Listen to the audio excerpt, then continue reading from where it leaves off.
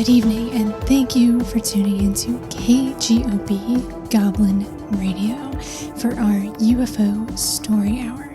I'm your host, Goblin Queen, and tonight we are going to read UFO encounters from the journals of Northern UFO News. I'm not sure if it's still operating today, but it was a UFO investigation organization based out of Britain, perhaps more specifically out of Derbyshire, if I'm not mistaken. But the founder and one of the lead investigators, of course, was the famed Jenny Randalls. While UFO experiences that involve lights in the sky and flying saucers or crafts, things of that nature, are undoubtedly amazing experiences for the witness, I find that retellings of them, especially written retellings of them, don't exactly provide the most dynamic experience for an audience. So I do my best to find the more unusual, highly strange, and exciting encounters, case reports that I can find. So you can expect close encounters of the fourth kind, missing time, psychic experiences, things like that. In addition to these case reports being as interesting and unusual as I can find, I will say a lot of them, if not all of them, are also pretty creepy. It is a cold, windy night here, the perfect environment to curl up and listen to some strange stories of the otherworldly. So if you're ready, let's get started.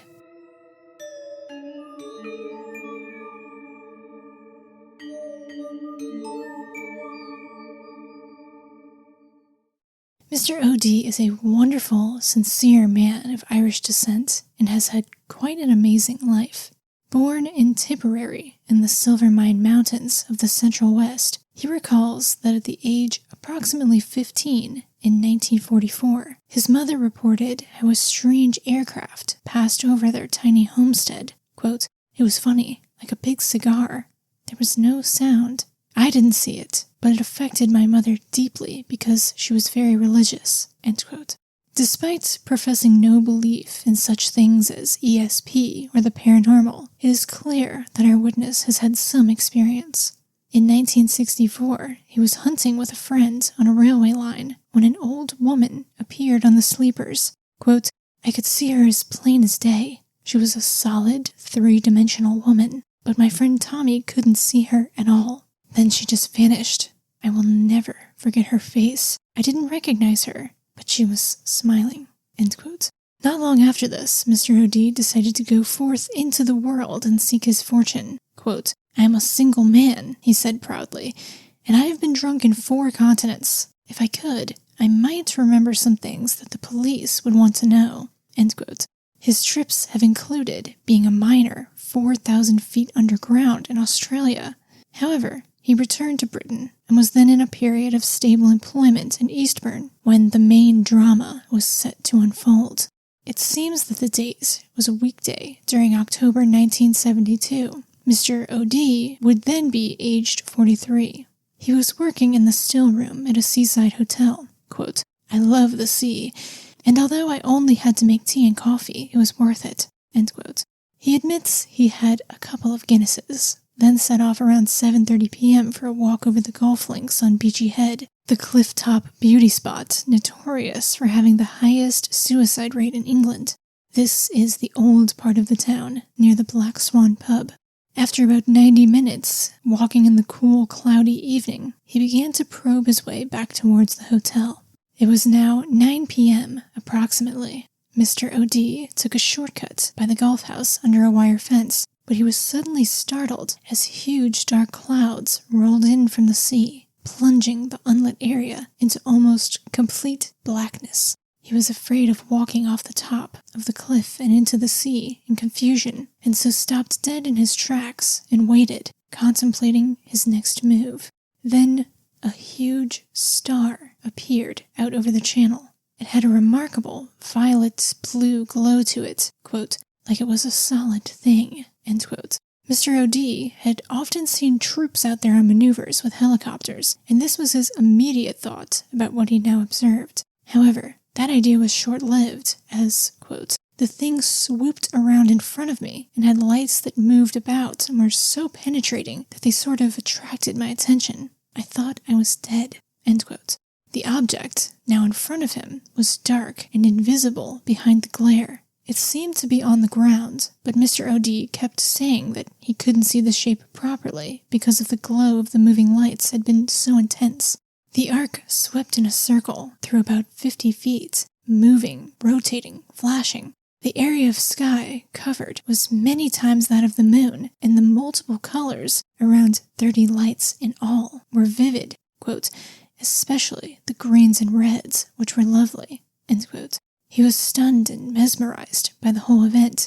As Mr. O.D. stood enraptured within 30 feet of this thing, he felt his hair stand on end and his skin tingling. And then a voice suddenly penetrated into his mind, quote, in an English you have never heard, absolutely clear, and no hint of Irish, but it was friendly, yet persuasive, end quote. It said, do not be afraid. So he walked forward, repeating to himself, it's all right, it hasn't killed me, I'm safe. Then, as if there was no transition at all, there was no longer any grass beneath his feet. Instead, the surface was hard and solid. He swayed a little with the switch and realized shortly that he was in the middle of a road, quote, and no lunatic walks in the middle of a road, end quote. It took some time to establish his bearings, but he recognized he was on a street about 3/4 of a mile from the golf course. How he had got there, he has never been able to recall. He made his way to the hotel, just 5 minutes' walk, and was amazed to find the night porter on duty, as that man always comes on very late. The whole place was locked up, and coffee, normally served until 1 a.m., had ended. Over 3 hours were unaccounted for. Mr. O.D. was still dazed, and the night porter asked what was up. I saw a star, was all he could say, which prompted the response, did you see any camels as well? The next afternoon, Mr. O.D. marched into the police station and asked, quote, have you got one of those things that can tell whether you are lying? The ever-helpful desk sergeant said he should go see his own doctor or a psychiatrist and packed him out the door before he could properly explain what had happened on Beachy Head. About 2 weeks later, a plainclothes, quote-unquote, officer who showed an identification card arrived at the hotel, asked for Mr. O.D., and requested he tell his story. Mr. O.D. wanted to know how what he took to be a CID man knew his name, because he had not been given a chance to tell it at the police station. The officer claimed he had been checking door locks that night and had seen something himself, so when he heard a man had reported something, tracked him down. Mr. O.D. does not want hypnosis. He feels if he were meant to know, he would remember. He had vague feelings that the people in the object were, quote, beautiful, vulnerable creatures, like little children, friendly, end quote. But he also at least half suspects it was secret military technology he encountered and is willing to consider anything. Quote, I wish some of those smart blokes had been with me that night. Maybe they could explain it. It's different from anything else I've ever seen before or since, but it doesn't really bother me what folk think. I'm a Catholic, though I don't go to church. I believe in God, and I don't care what any man says, whether he's Patrick Moore or Albert Einstein. I saw that thing, end quote. We are sure he did.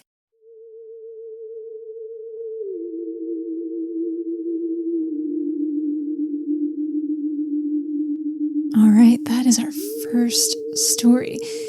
Quite a long one and a lot going on there. So interesting. So I mentioned that Mr. O.D. was born in Tipperary, in Ireland, of course, and I looked up County Tipperary on the Paranormal Database, which is a website where people log haunted places in the UK and Ireland. I went on there to see what interesting hauntings and such I could find and maybe read a few, but there are too many.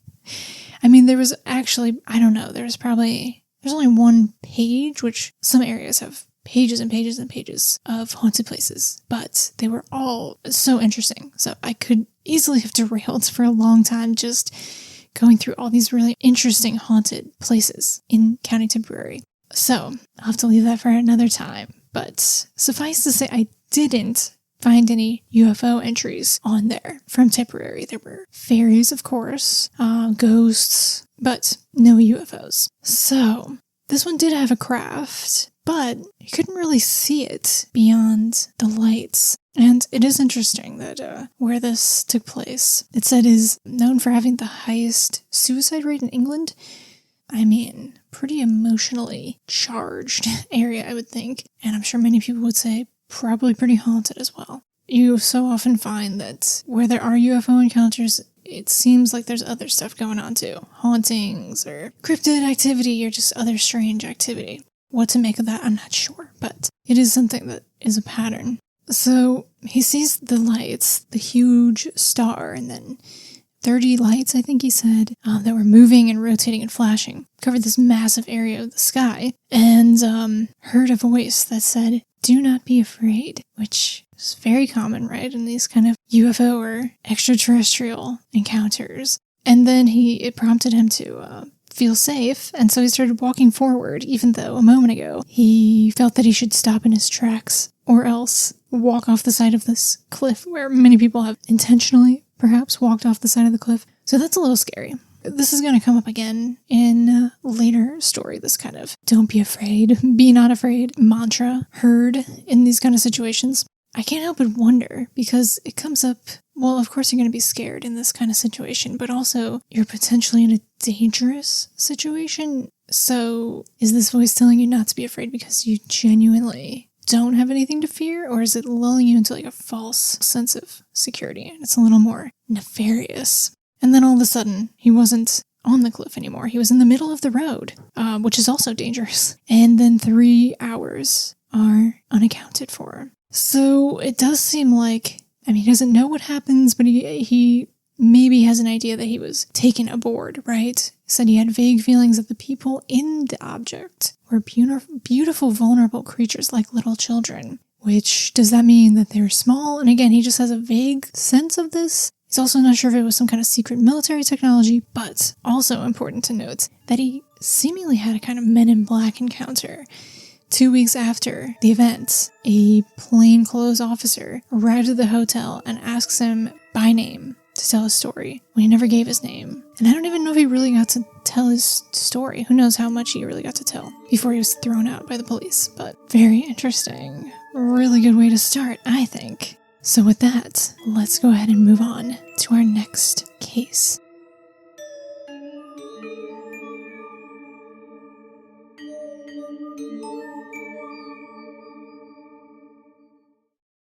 December 1996, Manchester.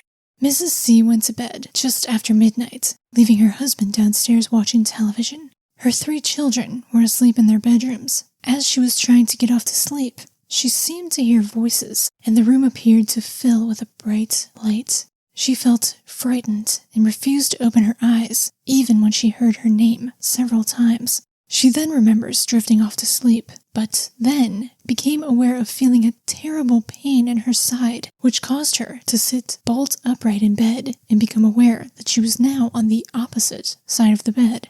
Mrs. C then saw a figure that she initially thought was her husband kneeling beside the bed with a mask on. Still believing this to be her husband, she shouted at him to stop messing around. The figure backed away, and she realized that this was not her husband, and that the figure was about 3 feet tall and completely black. The head was large, with small round eyes, but the mouth frightened her the most. It was large, and grinning a full set of what appeared to be pointed teeth. She tried to get out of the bed, but the figure grabbed hold of her leg as she continued to push it away. She was now crouched on the bed, but could still feel the pain in her side and a grabbing sensation on her leg. Her mind was racing, trying to make sense of what was happening, and she was about to cry out when she was aware of a presence at the foot of the bed and could just see 2 other figures who were different from the other one, taller and paler, but she could not see any further detail. She felt one of these figures touch her head.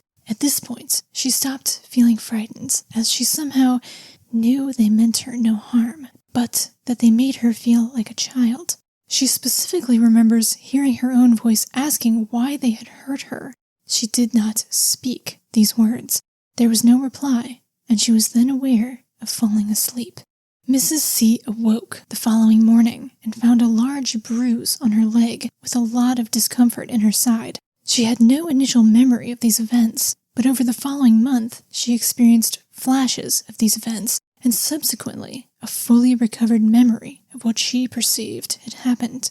Investigator Penny Hoyt has interviewed the witness twice now and suggested that an option would be attending the witness support group in Liverpool in order to discuss these experiences with other witnesses. This investigation is still ongoing at the present time in order to establish more background detail on the witness.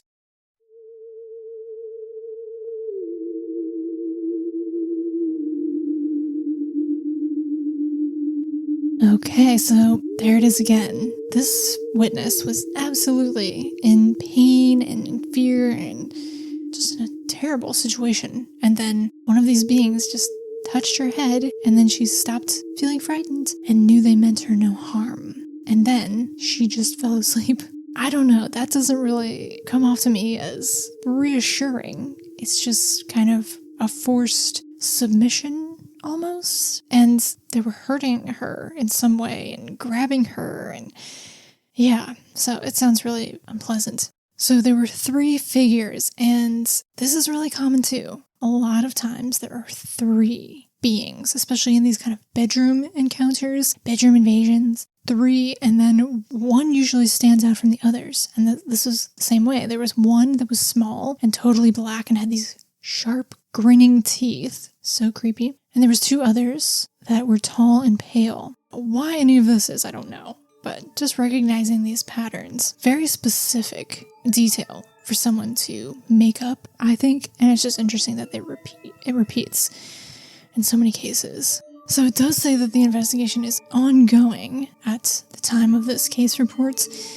So I'll have to see if I can find any follow-up to this case in later issues down the line. But for now, let's move on to our next case.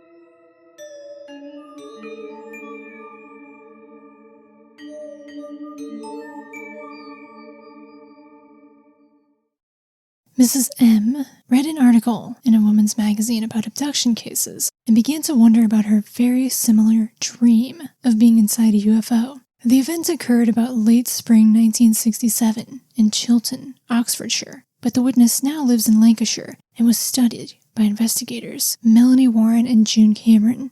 Mrs. M is said to be married with 1 child, a practicing Christian, and without interest in UFOs or the paranormal. She had assumed it to be a weird nightmare until reading the magazine. She seemed to awake at about 1 a.m. to see a bright light outside and got out of bed and walked downstairs without trying to wake her husband. She felt guided, but was definitely moving under her own control. Once outside, she saw a huge spaceship above the road. It was round, with a dome on top and surrounded by white lights. It covered the width of 10 houses, but was utterly silent. She then felt herself lifted up and put on a table where an excruciatingly painful examination of her internal organs occurred. She was unable to stop this, being paralyzed, screaming in pain and recalling little else before losing consciousness, except that 3 things were beside her, 2 by her feet and the other by her head. She could not describe them, but noted that other things, like robots, were in the background. She added that they seemed to have no concept of her suffering and likened it to a TV documentary she saw later, where salmon were caught, tagged, and released. The entities did their job, oblivious to how it might be hurting the fish, in exactly the way that she was treated. When she awoke, she wanted to write the incident off as a nightmare, but still felt the pain. Because of the pain and examination of her body, she stood in the bathroom, afraid to urinate. She then went to a mirror to look at herself, and as if this were a post-hypnotic spell, all the pain suddenly disappeared. She had no obvious external markings.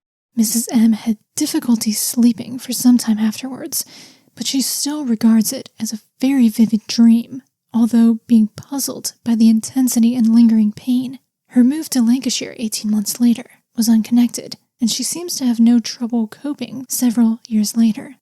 The investigation team decided against regression hypnosis, or the idea of showing her pictures of different types of aliens. This first-rate case investigation explores all the options with a witness who is definitely not seeking sensationalism. She actually apologized to the investigators for causing them to come and see her. Mrs. M claims to have read no books on the subject, nor to be interested in abductions, but did know about UFOs, of course. She was very honest about the problems anyone has accepting it as reality, i.e. the fact that no neighbors claim to see it. The events, interestingly, took place near an atomic power station. Overall, this is a very impressive case, which really puts us right at the heart of the dilemma about the close encounters of the fourth kind experience. By 1987, there had been enough data in print in tabloid newspapers and on TV about abduction cases for few to be truly immune from contact, even if not seeking such data out. It is present in the subconscious and might stimulate a vivid fantasy. On the other hand, if close encounters of the fourth kind do happen in some way other than as purely visionary encounters, then there are several points in Mrs. M's story that seem to match little-known aspects of such reality. For example, the analogy with being treated like we tag salmon, or the focusing of the pain and fear around the gynecological areas of the body. How does one make a distinction between whether this is a real prototype, close encounter of the fourth kind, or just a dream, as the witness herself thinks? In the USA, regression would be encouraged, but we know that that might trigger a deeper level fantasy based on this starting point, quote-unquote, memory, as easily as it might stimulate actual recall of any hypothetical incident. The Americans would say that by doing the hypnosis, we have the data to evaluate. We tend not to press if a witness is reluctant, and then are left with only permanent unresolved questions. Which is the right way to go?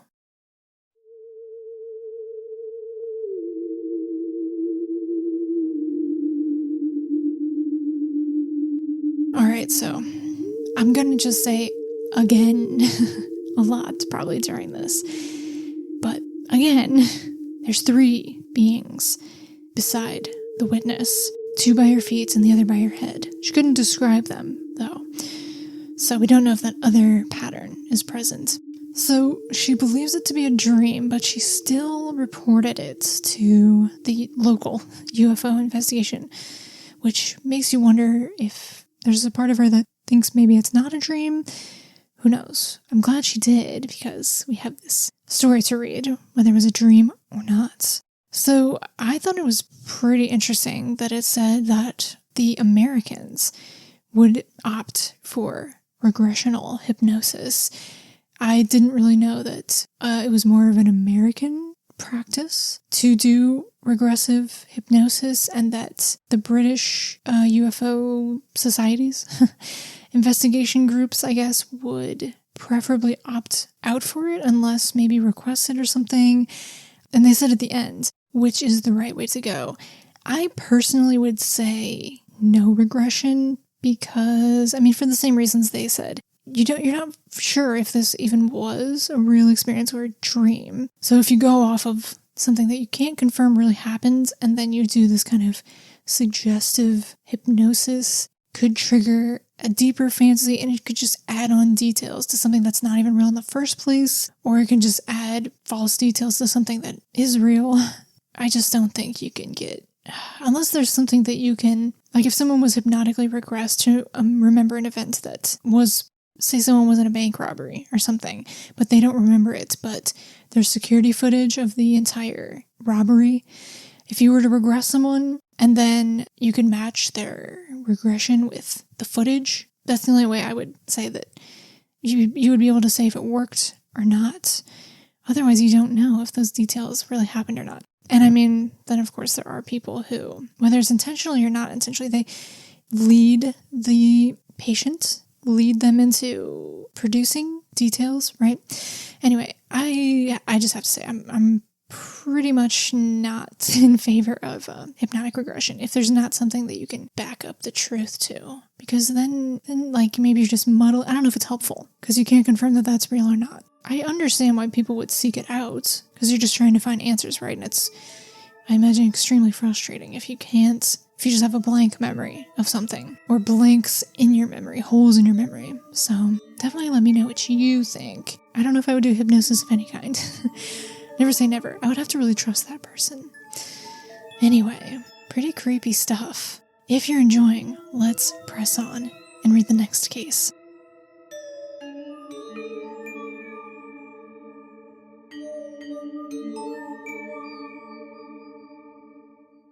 This case is still under investigation, and the witnesses require complete anonymity, so no names or exact locations are given here. They are a married couple with children who are not involved in the encounters and of good educational background and social standing. Hoaxing seems not an issue. A and B, as we shall call them, have several odd experiences to relate, which may connect with the fact that they live very close, within half a mile, in fact, of a military base. However, they stress their desire not to offend locals, and that they would not be responsible for the events described. Equally, there are no other reports of such activity locally, and the repeater nature of this case might also argue against the suggested options of flares or similar such causes. The first incident occurred in spring 1989, around 2:30 p.m., when the wife awoke from a difficult sleep, having just had surgery in the hospital. She thought lightning was the cause, but through the window to the east saw a large oval, quote, brighter than anything I'd seen before, which left an after image on her retina. It was very large and drifted over nearby houses for several minutes, being joined by two even brighter lights, which lined up astern and oscillated up and down. She tried and failed to wake her husband, but then the lights just went out. Another incident occurred at 3 p.m. on January 5th, 1990, but this time the light was bright yellow with a black rim and a tail or cord stretching downward from it. She cannot recall anything about how the light vanished. There were other odd effects in the house. The kettle descaled itself overnight. The washing machine caught fire in a way that baffled an electrician who was called out. All these things occurred in 1990. However, the most bizarre event of all was witnessed by both A and B on April 8th, 1991, as they stood by the kitchen sink preparing to wash up. The husband turned on the tap, and a blue-yellow ball of light, about 5 inches in diameter, appeared in midair between the plug hole and the tap. He instinctively put his arms around his wife and stepped back, but the ball of light shot at speed towards her and clearly hit her full on in the stomach. Both describe a pungent, burning smell, and the wife says it felt like she had been shot, but the ball passed right through her, leaving no ill effects or marks. Her husband saw it shoot out from her back through a closed window beside the microwave and power socket, again with no marks or damage left. This certainly sounds like a rare ball lightning case, but the lack of physical effects is odd, as is the possible link with the other lights outside the house and unusual electrical incidents within. There seems to be more to this case to come, and Paul Fuller intends to proceed with study.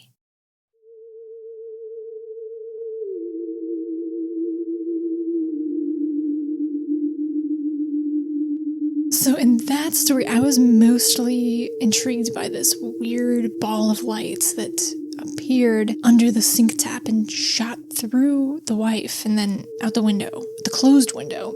And of course, if you take into account that they also saw these weird lights outside, maybe if they hadn't seen those lights in the sky before, they would have thought differently about this incident and maybe just written it off. I don't know, maybe there is some kind of scientific explanation for this. I know they mentioned ball lightning, which ball lightning is kind of a subject of contention in the paranormal because it's thrown around a lot as an explanation, but it's also something that's pretty rare and there's not a lot of video or photo documentation. It's kind of like taking one unexplained event and replacing it with another. Not saying there isn't such a thing as ball lightning, but yeah. Anyway, I don't know if there was a storm or anything going on outside.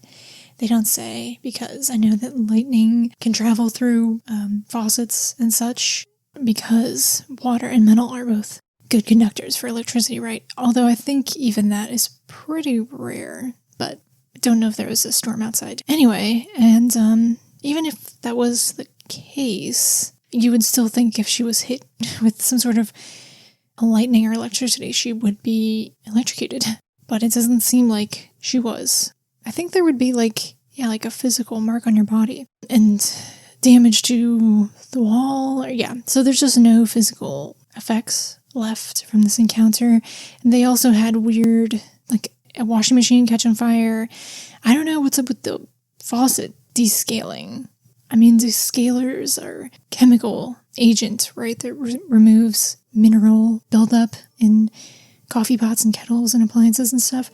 I don't really know what to make of any of that. I just thought the ball of light that came from the faucet and shot through her body and out the closed window was pretty strange and interesting. I mean, even if it has a totally known scientific explanation, it's pretty wild. So, anyway, I think that's all I really have to say about that one. Not too much to report. Just kind of a weird experience. So let's go ahead and move on to the next one.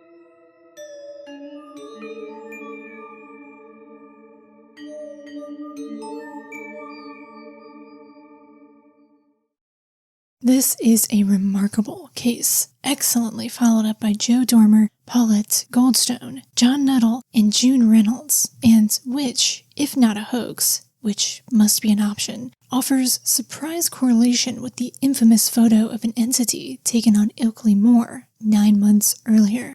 Mr. D had even, allegedly by pure chance, been in Ilkley on the day of the incident, but claims he did not know of the photographic case until after he reported this experience. He hitchhiked towards home and at 11:30 p.m. on this Sunday was on the A65 at the junction with the M6 motorway slip road near the somewhat ominously named Crooklands. It had rained heavily during the day, but was dull and dry by then. There was no wind at all, a fact of which he is certain as he was soaked through and longed for a drying breeze. The witness was standing beside a lighted signpost, and across the road was another lighted signpost, pointing to South Lakes and Lancaster in different directions. Suddenly, in the north-northeast, he became aware of a white light that began to disappear and reappear in pulses. Mr. D stared at this, trying to figure out what it might be. As he was doing so, the lights on the road sign opposite went out. However, those on the light immediately by him remained lit. Then he heard a rustling sound and turned to see the bushes shaking violently as if in a strong wind. Standing right next to there, and only feet from him, was a figure some 4 feet tall, looking like a goblin with gangling arms that almost touched the ground. Feeling terrified and a sensation of being watched, D threw a lit cigarette towards it and rushed blindly onto the road and out onto the traffic-bound carriageways of one of Britain's busiest motorways. This impulsive act was stopped a few minutes later by a police patrol, which picked him up and questioned him about his dangerous behavior. He only told them that a figure had come out of the bushes after him, not what it looked like. When at the home of one of the investigators, having by now related the story in full, a copy of the Ilkley entity photo fell from a folder by coincidence. D became very excited and allegedly said, "That's exactly what I saw." Investigation took the team to the site, where they verified the details as described by the witness, and that no ground lights or hillsides fit the location of the UFO. They checked with the motorway patrol police, who had no record of having picked up a man.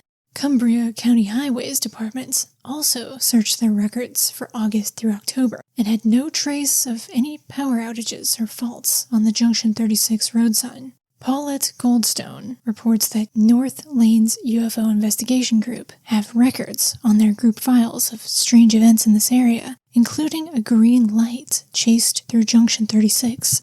The famous nocturnal encounter with entities in the rain by a stream at Burnside Kendall in 1980 also occurred quite nearby.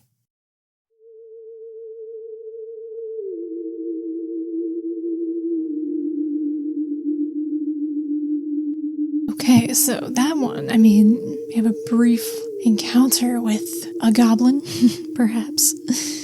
Don't get too much of a description other than it was 4 feet tall, with gangling arms that almost touched the ground. And they mention multiple times that this has a correlation with a famous UFO, alleged UFO, or I guess an extraterrestrial, some kind of entity, photo taken on Ilkley Moor. And I'm not sure where this location, that this case, like how close it is to Ilkley Moor. Says that it had taken place 9 months after this Ilkley Moor case, which I can't remember all the details of, but basically the photo is of what looks like a green alien or goblin, and it's not crystal quality as any entity photo might be, but it's out there. So it's a very famous case that I don't confidently know well enough to spout the facts of, but basically the Cliff Notes version is that a man was walking on Ilkley Moor, which is in West Yorkshire, in December 1987. It was actually a retired police officer, I believe, claimed he was abducted by aliens. I'm reading Wikipedia. Abducted by aliens while on a morning walk and briefly held on their craft before being returned to the moor. The man took a photograph of the moor, which he says shows one of the aliens that abducted him. And the photo is pretty blurry, may or may not show like a little green alien. I mean, the original photo, I think, is like pretty sepia toned, and people have messed with the saturation and stuff to make the green aspect pop out. So, this witness claims to not have any knowledge of that case. And then when the photo, this infamous photo, falls out of one of the investigators who's interviewing him, falls out of his folder, his file that he's holding, the witness says, "That's what I saw. Exactly what I saw." So, there you go. Wish there was a little more to it, of course, with the description, but, sounds like it just happened pretty fast, and he reacted by throwing a cigarette at it and running into the street. So, not too terribly much to it, and it seems like they couldn't really correlate many things with his story, like there's no police report of him being picked up, and they couldn't find like a power outage for this road sign that apparently went out, but had to include a potential goblin story. But let's go ahead and press on to the next story.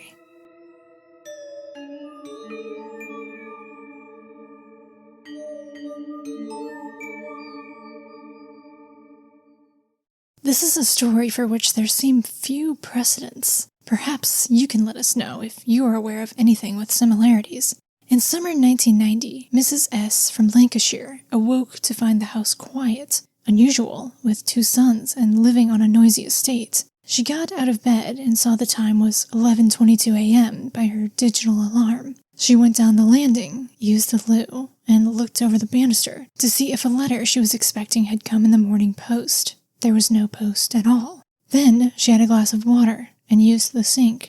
Feeling tired and with no rush to get up, she went for another half-hour lay on top of the bed. The next thing she knew, her husband was rousing her with the expected letter. She said, "Oh, it came in the lunchtime post then," and he rather bemusedly pointed out that it was only 9:10 a.m. She explained what occurred, and he laughed, but she was convinced she had had a forwards time slip of about 2 hours. Her husband, ever the rationalist, pointed out a flaw. Why was the letter not there? Mrs. S. had a ready answer, quote, "Because you gave it to me at 9:10, so of course it was not there at 11:22. Unless we can accept real time travel, this appears to be an unusually vivid form of false awakening, a not unheard of altered state of consciousness. It certainly shows the extraordinary realism of a vision, if that is all it was, making one well appreciate how a close encounter of the fourth kind might be equally powerful for the witness. But you may have other suggestions to offer."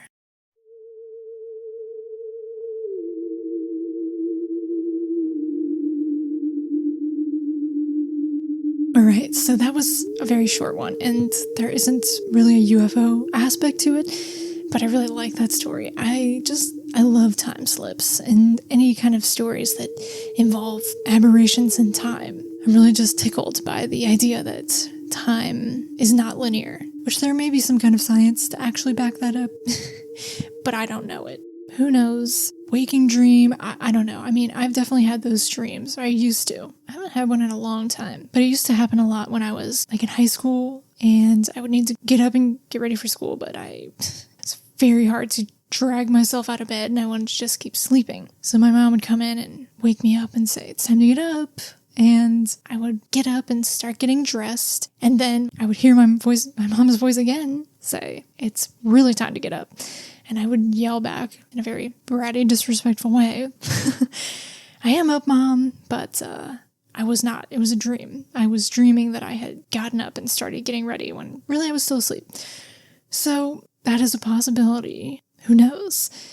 But I do like her explanation of why she didn't have the letter, because if she had this forward time slip to 11/22 and the letter wasn't there, it was because she already had it. But then you wonder, well, why was she even looking for it if she already had it? So, I don't know, but I like that story. And I'm glad she reported it, because it is interesting. Entertaining, if nothing else. Alright, next we have a few shorter ones. Let's go ahead and read the next case.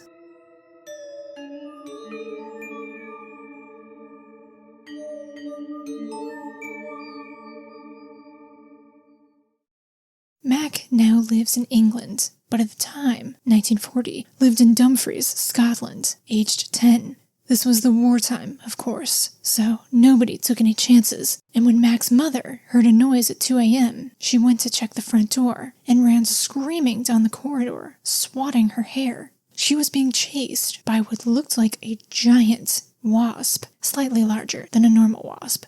Mac went to help by attacking it with a rolled-up newspaper, but it was too evasive, outflying all attempts to bring it down. So he got a strut from an orange box and caught it with a heavy wallop without effect.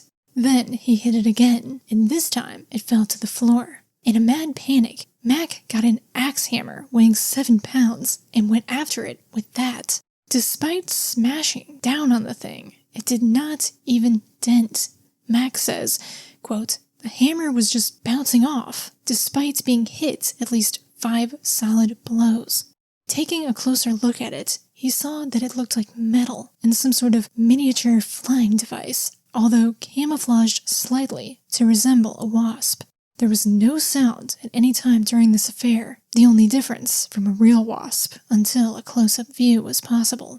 There were lots of rumors about secret weapons at this time, when Britain was in imminent danger of invasion, and his mother always called it one of Adolf's things. Oddly, despite this danger, he picked it up between 2 slats of wood and threw it onto the fire, where it was consumed. Thus, presumably, it was not metal, after all. Mac is now convinced it was an alien scout craft. What are we to make of this? Your views on this amazing story would be appreciated.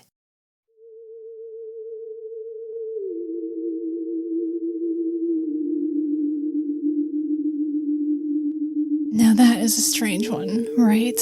That's like some kind of science fiction story. Wild. You'd love to see it, right? And it made no sound. It was totally silent. This was in 1940. Did they even have this kind of technology? And when he said it was like a giant wasp, he didn't mean that it was giant. He meant that it was giant for a wasp, which is scary enough, right? Because wasps are fucking big.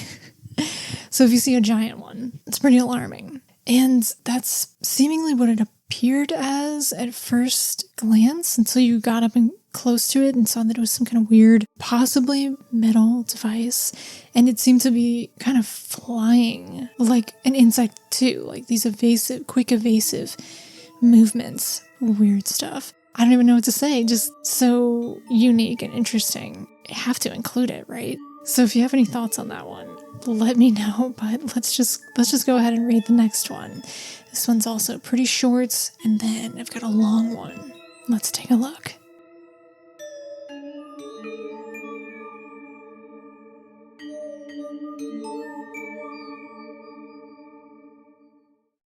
S, who was aged 12 at the time, describes an experience which years later has led to his becoming an investigator into UFOs. It occurred in November 1973 near Oxford. S saw an orange ball over woodland from his bedroom just before going to bed one night. He then watched it through binoculars. It moved in a step-like manner, then descended out of view behind trees. His mother also was present for part of the time. The next day, S went with 3 friends to the woodland to see if they could find any trace. After a couple of hours, 2 of the boys went home, leaving S and a friend. As night was coming on, they decided to walk over Shotover Hill, and as they did so, a white diamond of light streaked down from the sky, growing larger as it came nearer. They ran to a call box and phoned a report to the police. As they left to go home, a much more frightening thing was to follow. Quote, "A black shape blocked our path. We were rooted to the spot. It was our height, squatted down with hunched shoulders, with its arms resting on its knees, but it was the red eyes that caused us to run like there was no tomorrow." He adds that, quote, "At the time, I had a very large pet German Shepherd, and I know that what I saw was no dog." End quote. His description and sketch is very like the famous Kelly Hopkinsville monster case from the USA. It should be stressed that S is a very objective and responsible investigator and knows all the possible misidentifications for this case. He recognizes now childhood excitement might have exaggerated things a little, but wanted to report what he saw.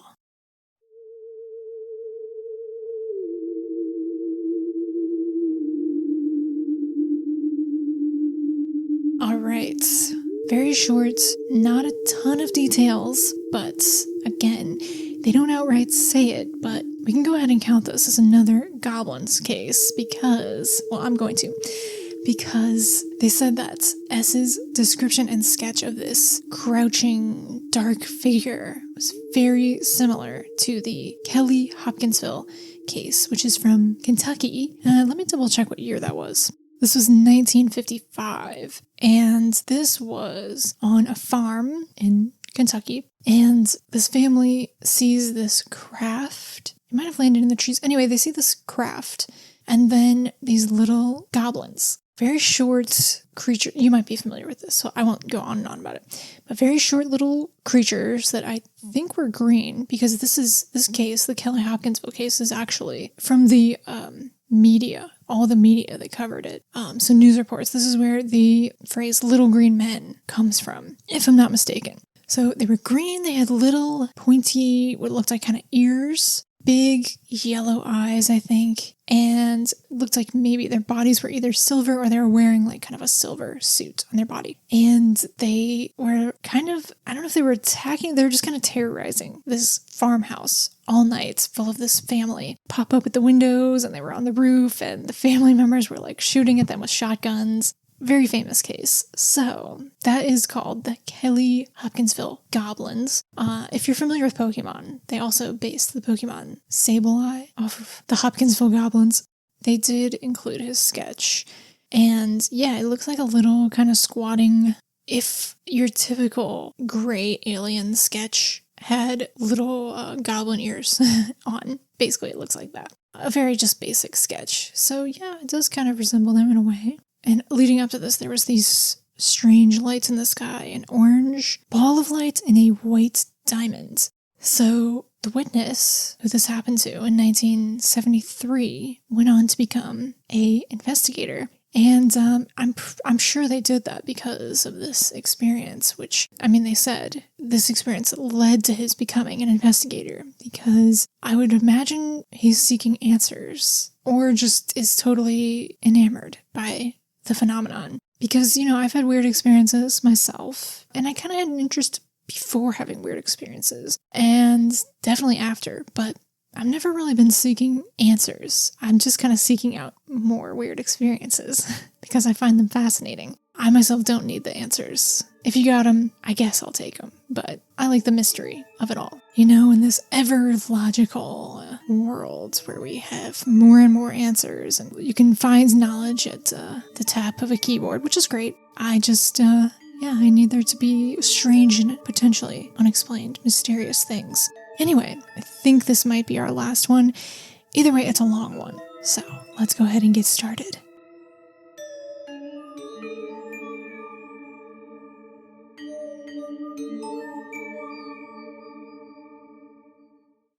This is a most extraordinary case, which has two main components, both remarkable for different reasons. Margaret Fry has conducted an excellent investigation into the affair, involving a man we shall just call Mr. J from South Wales. He has worked in the building trade and comes from a strong religious background. In 1936, aged 8, J had rheumatic fever and was in bed for 6 months. During this time, he had several out-of-body experiences, floating above the bed and viewing himself. He was also left with a legacy of visions, many of which he saw strange crafts in the sky during out-of-body experiences. On September 25th, 1944, he was aged 16 and in a small village called Pennywen in the Aberdare Valley. He was waiting for a bus to go to Cardiff. The sky was blue, but then several gray half-moon shapes appeared and formed a line. 2 of them glowed as they hung in the sky above a hill of ash and rubble, a slag heap from one of the many mining pits. The only motion was a pit-waste escalator, which carried material up the side of the slope. Small, white, oval lights were traveling alongside this on both sides, as if clinging to the metal and riding with it. They were rising towards the line of shapes in the sky, which had now filled out to full circles and then lined up into one ring like a telephone dial. A black cigar was sucked into the center, which was now like a vortex, and left a dark spot, which then gradually expanded in size to swallow up the surrounding ring of circles. Finally, the one large black sphere contracted in size to a point only and disappeared as if moving away. The total duration of this effect was about 4 minutes, during which there was a stillness and silence. Soon afterwards, there was a terrible disaster when the side of this very mountain weakened and the slag collapsed onto a school, killing some children. As this was wartime, there was little publicity, but Margaret has been trying, so far unsuccessfully, to find more details of this event in case there is a connection. Jay has always wondered if the white ovals climbing the mountainside had put strain on the slag tip, provoking the disaster. In Earthlight's terminology, this is a disturbing option.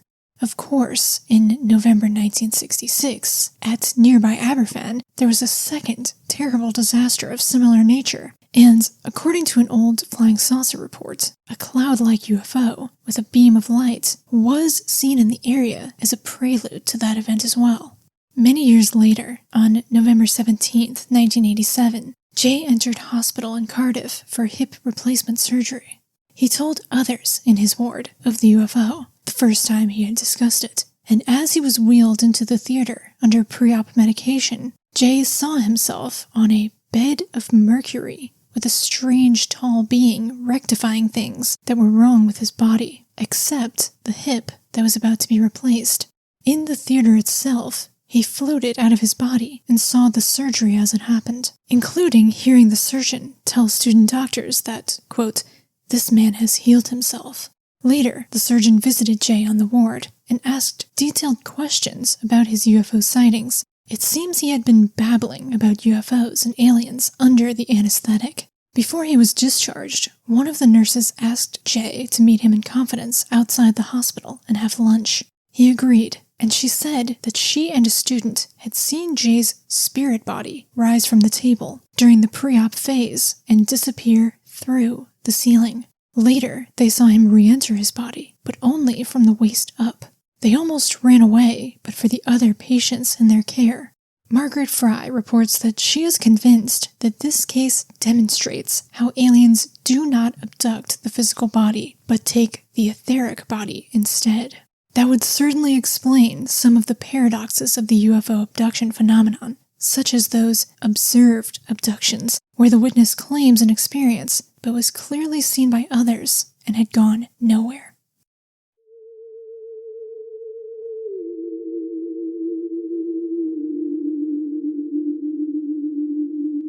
I always like when cases the witness has a history of events. It's just very interesting to hear all the different things that has happened to people. So firstly, Jay, starting at the age 8, had out-of-body experiences, floating above the bed and viewing himself. I have to say, I have not had one of these out-of-body experiences. I kind of wish I had. Be careful what you wish for, I guess. But I don't know, it just sounds so interesting. I don't know if I want to do like full astral projection, but just like floating out of your body above your bed for a minute. That sounds cool. I mean, astral projection sounds pretty cool too, but tricky and a little scary. Unless it was like guaranteed that you can get back in your body, I would be a little nervous. Then it said he was left with a legacy of visions, during many of which he saw strange crafts in the sky during out-of-body experiences. So this sounds more like kind of astral projection. Maybe he had left his bedroom and was floating around the sky and saw crafts. I don't really know, what to make of this weird experience with this slag pit and all these different lights traveling up this escalator, this material kind of escalator, traveling up into these lights in the sky. Or there's like a vortex in the center that was swallowing up the lights. I mean, it sounds completely trippy and insane. You have to wonder, was this something that, like, if someone else was there, could they have seen it too? Or did he seemed like he was predisposed to have higher psychic abilities than the average person? Maybe it was kind of an extra perception scene playing out that maybe a normal person wouldn't be able to see. But during this whole scene with the lights riding up into the sky, it says it was about 4 minutes and there was total stillness and silence, which is known as the Oz factor, a term coined by Jenny Randles, which basically describes during paranormal experiences. It's very common for there to be this total stillness that falls over the scene. It's almost like palpable silence. So it says soon afterwards, don't know how soon afterwards, this whole scene played out. There was a disaster when the side of that mountain collapsed onto a school. And they say that in Earthlight's terminology. This is a disturbing option. And Earthlights is a theory, mainly by Paul Devereaux. It's offered as kind of a theory for lights in the sky and different phenomena attributed to ufology. I'm aware of it. There's a book by Paul Devereaux. There's also several articles he's written that have appeared in UFO journals about it. I'm going to be honest with you, I haven't read it. It seems a little beyond my understanding of science. But if you're interested, you can look up Earthlights Paul Devereaux. Or if you just need me to point you in the direction of where to go, let me know and I can link you up. And then this whole experience he had at the hospital in 1987, really strange. I mean, maybe someone would just put it down to the effects from anesthesia or maybe the drugs he was on. I don't know, but he's going into surgery. He sees himself on a bed of mercury with a strange, tall being fixing things that were wrong with his body, except the hip. Maybe he thought the hip, someone else is about to take care of the hip, so I don't need to. So he floated out of his body and saw the surgeries that happened, which people do report this after surgery, like seeing it happen. He heard the surgeon tell the student doctors that this man has healed himself. Then the surgeon asked him about the UFO sightings, perhaps because he had been talking about it while he was under anesthetic. And then one of the nurses who was present during surgery saw his spirit body rise from the table, go through the ceiling, and then come back and re-enter only from the waist up. Not sure what that means. Did they only see the upper half of his spirit body and his legs are missing? I don't know. But what really, really grabbed me, and I think this is actually a good way to go out, is that the investigator, Margaret Fry, reports that she is convinced that this case demonstrates how aliens do not abduct the physical body, but take the etheric body instead. I think that is excellent theory. I would have to say I agree in that alleged abductions don't actually happen on a physical plane. Now I haven't had an experience, so I don't know, but I resonate with this theory that people aren't actually taken onto a craft, because I'm not sure if there really are the extraterrestrial aliens. I think it all happens, as I said, on maybe an etheric level instead, so that when people who are abducted and they have this out-of-body experience, I don't think their body ever actually leaves their bed or whatever. And that's all I can really say on it, because at the end of the day, I don't really know what's going on. But I really resonate with this theory that Margaret Fry says here, that aliens do not abduct the physical body. And I say that as someone who hasn't had that type of experience. let me know what you think. And I definitely don't mean to offend anyone who thinks otherwise. Like I said, I haven't had anything close to that type of experience. At the end of the day, as I said, I don't know. So that's why I feel free to speculate. But definitely let me know what you think, because I find it to be a very interesting discussion. And plenty of people I know will just say that none of this is going on, right? There's a logical explanation for all of it. I think there's enough stories that point to that being otherwise, but who knows? That is going to conclude our broadcast for the night. I hope you enjoyed all these case reports. Like I said, I try and find the most interesting ones that I can find. And some of them don't even seemingly involve extraterrestrials or UFOs at all. Still have plenty more journals to wade through. But let me know your thoughts. If you have any experiences, definitely let me know. Thank you so much for tuning into KGOB Goblin Radio for our UFO Story Hour. If you enjoyed this broadcast, there are 4 previous entries into this format that are on a playlist on YouTube, so check it out if you need some more. I'll be back very soon with more stories. So until next time, take care and good night.